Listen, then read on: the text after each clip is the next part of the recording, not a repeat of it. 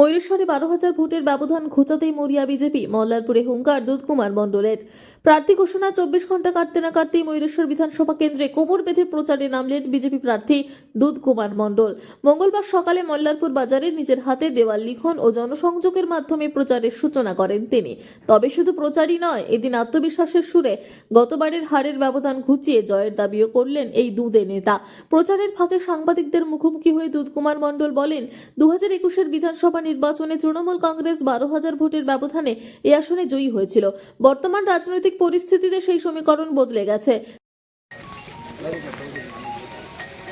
আমি কাল থেকেই শুরু করেছি মানুষের সঙ্গে দেখা সাক্ষাৎ করতে। প্রচার বলতে মানুষের সঙ্গে আমি যে প্রার্থী হয়েছি, যে একটা উচ্ছ্বাস মানুষের মধ্যে, যে একটা আবেগ মানুষের মধ্যে, যে একটা আকাঙ্ক্ষা দুধদাকে আমাদের চাই, সেটার জন্য মানুষের সঙ্গে দেখা সাক্ষাৎ করতে শুরু করেছি। অ্যাকচুয়ালি নমিনেশন ফাইল হওয়ার পর থেকে আমাদের বিধিবদ্ধভাবে প্রচার শুরু হবে, কিন্তু আমি প্রার্থী ঘোষণার পর একটু কাজ এগিয়ে রাখার জন্য আমি এই কাজটা নেমে পড়েছি। প্রচারে কি কি রাখছেন, ইস্যু রাখছেন? প্রচারের ইস্যু তো তৃণমূল একটা সন্ত্রাসবাদী দল, একটা হিংসাত্মক দল, একটা দুরাচারী দল।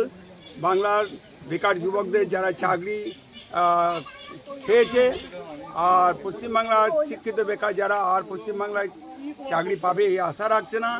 বাংলায় শিক্ষা নেই, স্বাস্থ্য পরিষেবা নেই, বাংলার উন্নয়ন নেই, বাংলায় শুধু লুট আছে, বাংলায় শুধু সিন্ডিকেটের রাজত্ব আছে। এই অবস্থা থেকে বাংলার মানুষ মুক্তি চাইছে।